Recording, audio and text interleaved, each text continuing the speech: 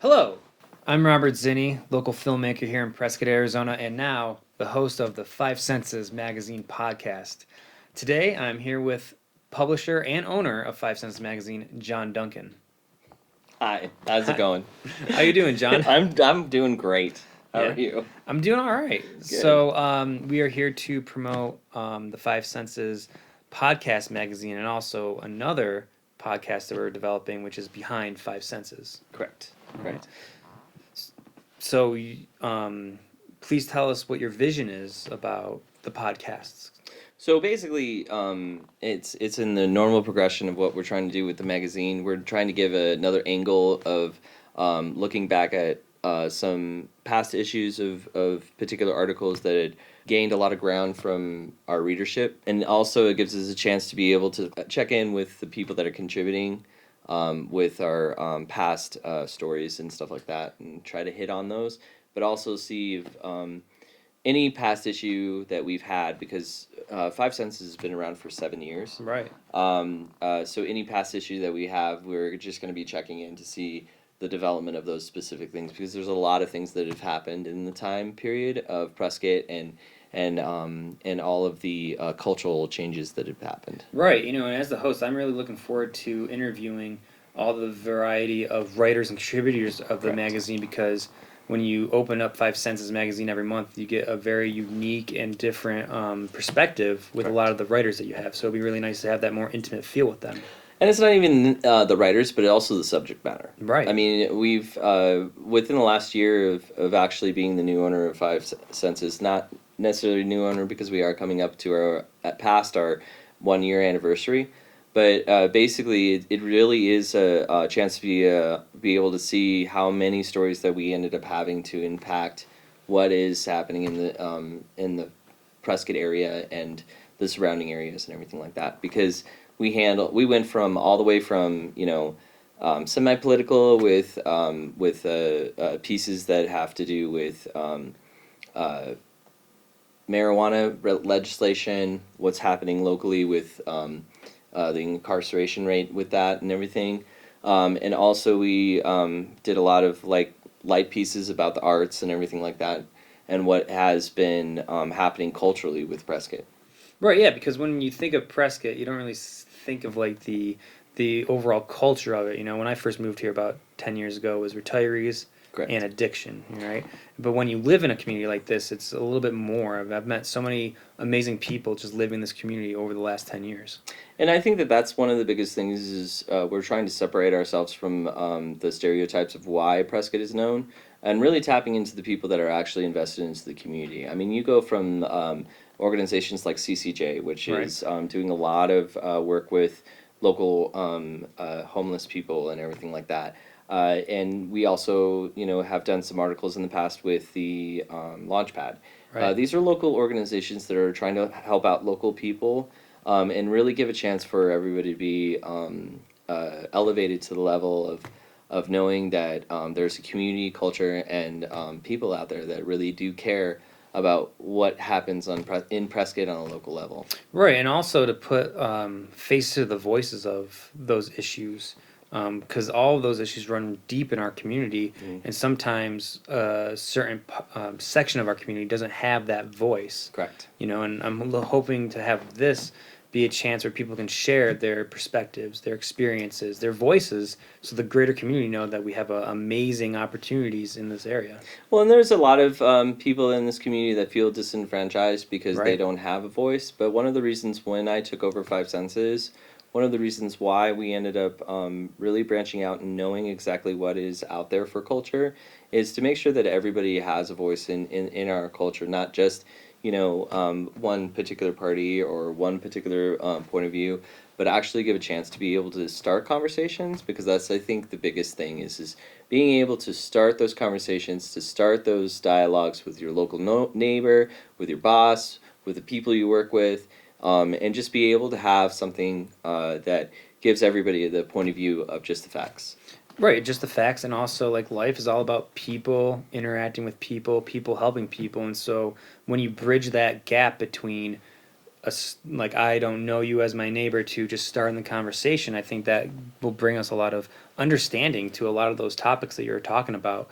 Because in my eyes, I don't see them as controversial. They're appearing in our society and culture. Now we just have to address them. Well, and one of the biggest things is that it may not be something that anybody is seen represented in the actual local paper for newsworthy type of things, but it actually gives us a chance to be able to highlight certain things that people are, just like you're talking about, people are talking about it. People are getting their voices out there, already talking about it at the bars, at their work, and everything like that. And we're getting a chance to be able to be proactive in bringing those conversations out into the forefront. Because if you just, it kind of just listening to the, what is it, listening to the ground or listening to the... Your ear on the ground with the grassroots organization. Right, yeah, exactly, like that, exactly. Mm-hmm. And it gives us a chance to be able to really do that, so... What is your vision with these podcasts? It's just the natural progression, giving us a chance to be able to keep up with the times and be able to be relevant.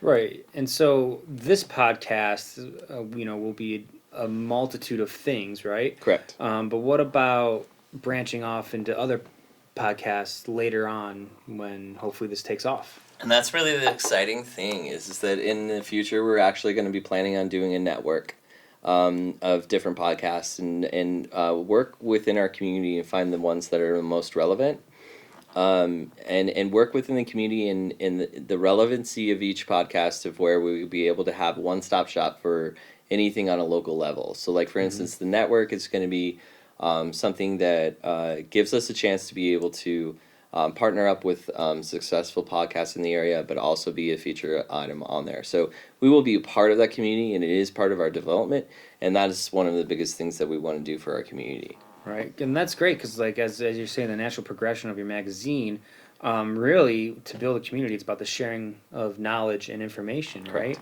And if you develop that network with other podcasters, then whoever clicks on those links have a plethora of what's going on in Prescott, Arizona, especially if people want to move here. Correct. Right? When I moved here, somebody, like a college professor said, get a local newspaper, and you'll know what you're going to be moving into. Now it's like, all right, click on this, and you can hear all these different perspectives of the great city of Prescott. Right. And it's not necessarily really being in competition with any other paper. It's just basically giving another point of view, another perspective. I think that's the one thing that has been missing in Prescott is that everybody really pigeonholes us. They say we're a retirement community, we're a sober community, we're all of these different things, but really we're not. I'm born and raised here. I'm someone that is a product of Prescott. I definitely feel that I'm more moderate on all the issues that are out there in the Prescott, in the national news and in world news and everything like that. And I think that it's just giving a chance to be able to come up with your own opinions of things is really valuable for people on a local level.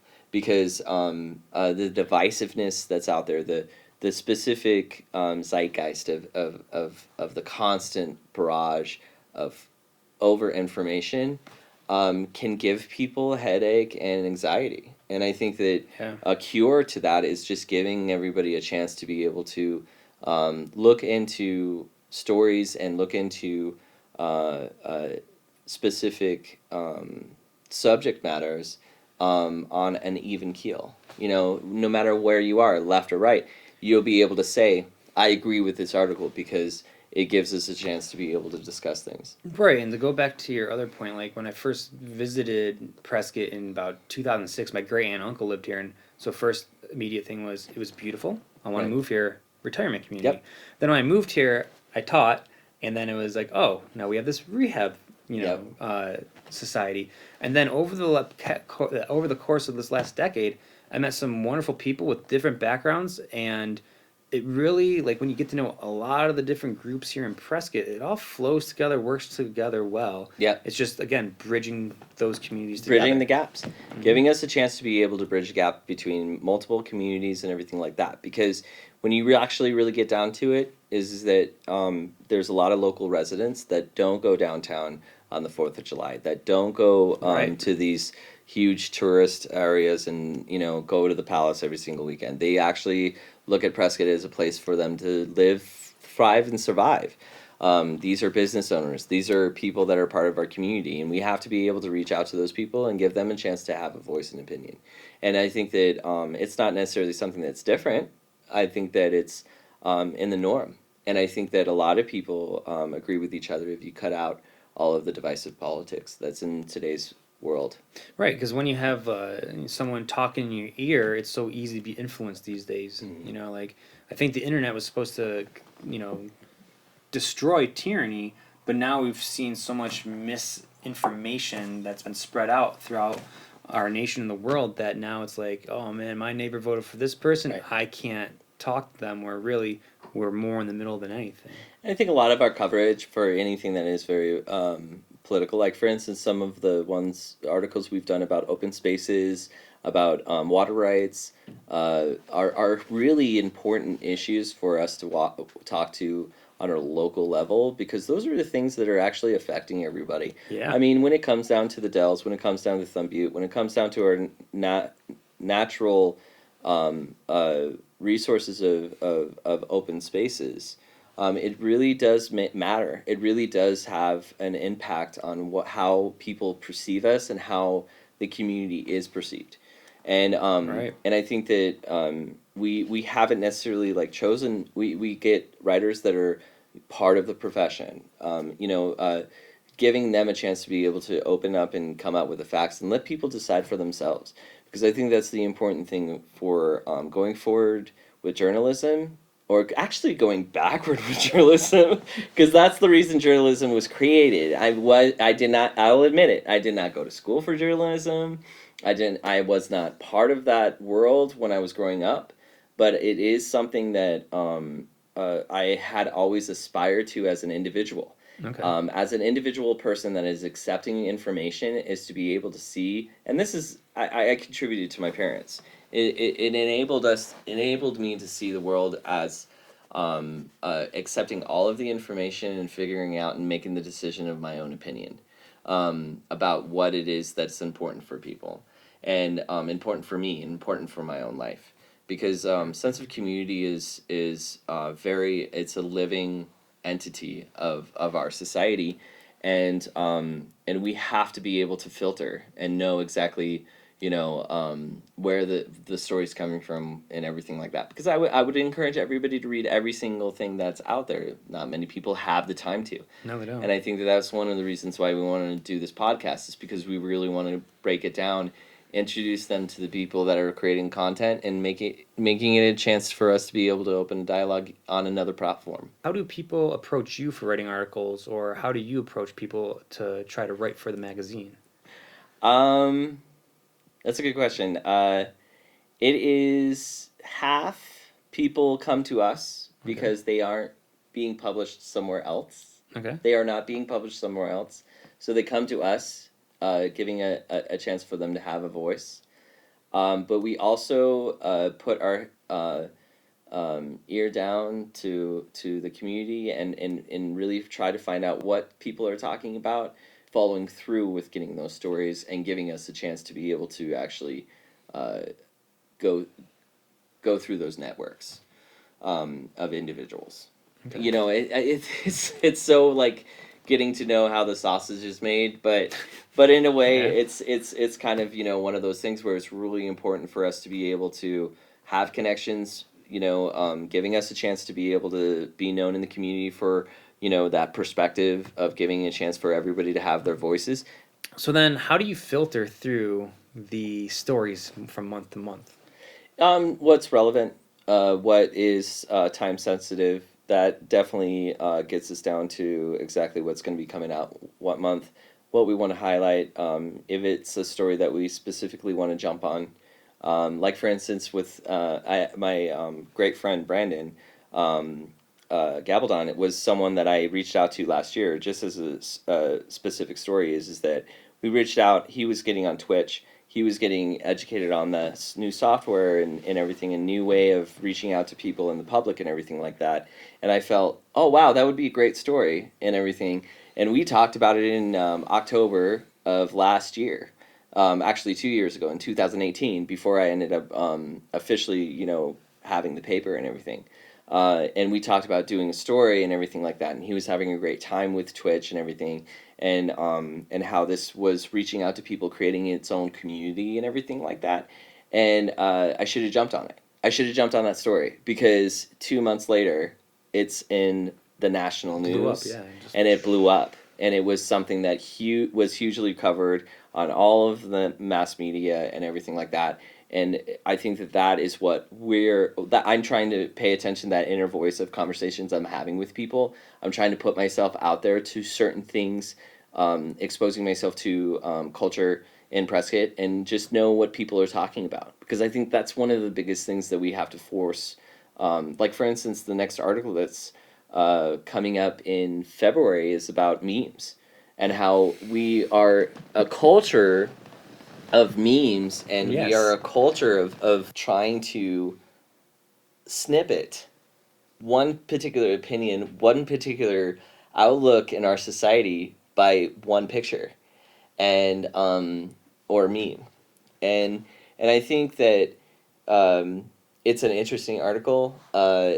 Carlos Gonzalez is the one that wrote it, and I think that he definitely gives us a chance to be able to look at that and have an open discussion about um, how they control our culture, how they create a specific narrative for people to attach Right. themselves to. So I jumped on that story. He did a post on Facebook that basically did a detailing of how people were freaking out of the draft, because at the time, I know it's crazy. Yeah. No. Yeah. They were freaking out of the draft because at the time there was a lot of memes coming out because of all the thing that was happening with Iran. But just stepping back and looking at it, there's so many things that like safe marks in front of the draft before it actually is implemented. Right. It's not going to happen in a year. It's not going to happen in 2 years. It would have to be a huge travesty for us to be able to do that. Does anybody want that to happen? No.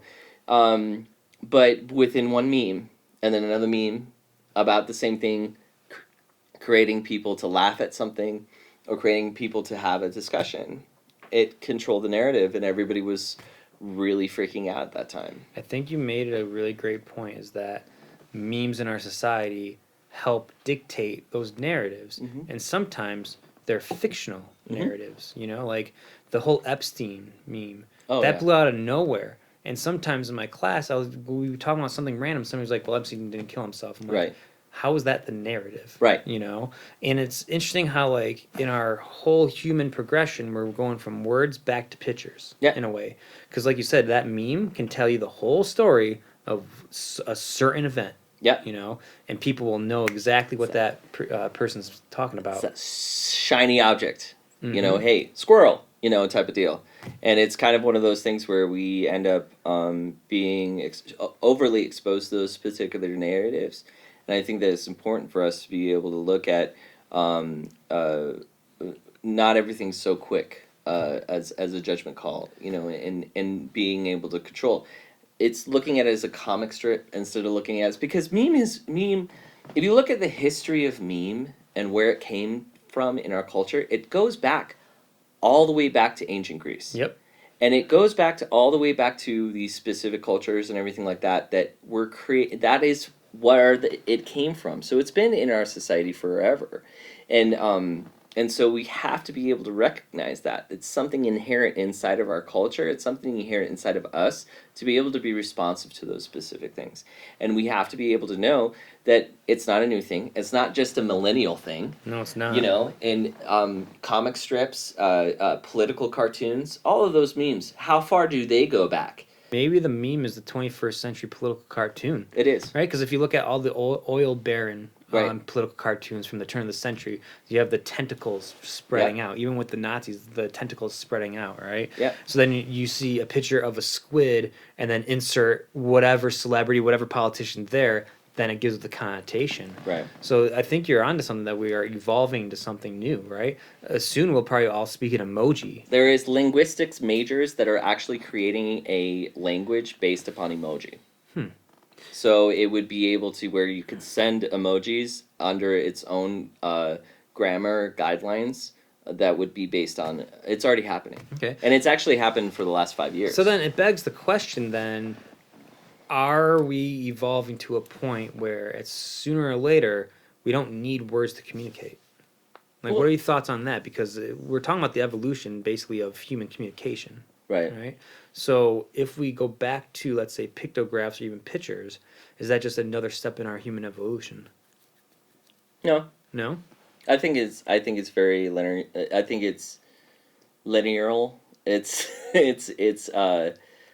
something that is just another input that happens in our society. Mm-hmm.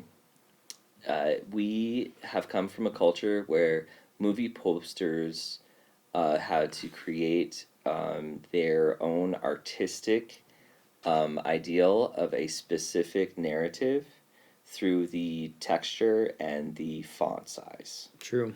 They had to draw it out. They had to cut it out. Everybody can do that now.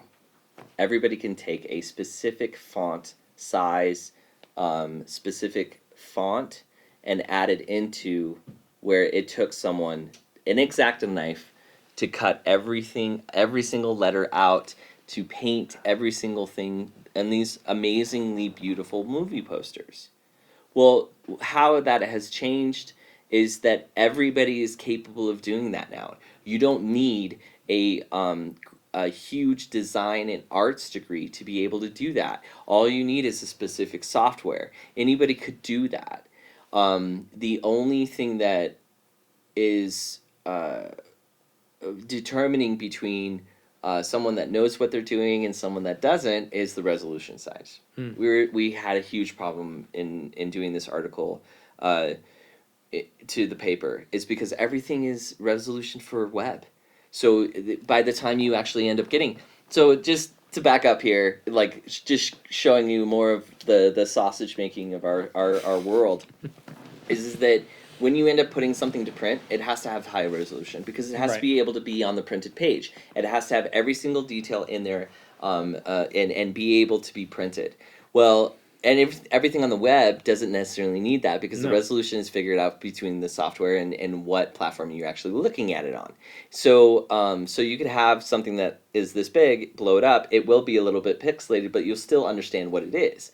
So we were looking at all these memes, and they were literally like the smallest resolution, and they were not, there weren't anything, there wasn't any meme that had high enough resolution for us to be able to transport it into the printed page. So so that is the biggest thing about our culture is that yes, you will be able to make your own artistic rendition of a political cartoon at your own level of a specific thing. Anybody can do it that understands the software, that's the capable tool that's out there. But is it going to be printable? Is it going to be something that can be actually done professionally in a way? Because it comes down to realizing that's where you still need to learn how to communicate in a valid way instead of just oversaturating the market with one specific narrative. Right. So in a way, you're saying that memes are just like podcasts, and anybody can do a podcast just like us. So if you like what you heard, please sponsor us. Am I right, John? No, I mean, you're that's totally a right. That plug, was a whole plug. We are watching the 5enses podcast, and we are looking for people to be able to sponsor us. Well, John, thank you for thank you. coming on to our promo. Hope to see you again next time. Stay tuned and keep turning the pages of 5enses magazine. Yeah, thank you. If you like what you heard and want more content from 5enses magazine, please check us out at 5ensesmag.com.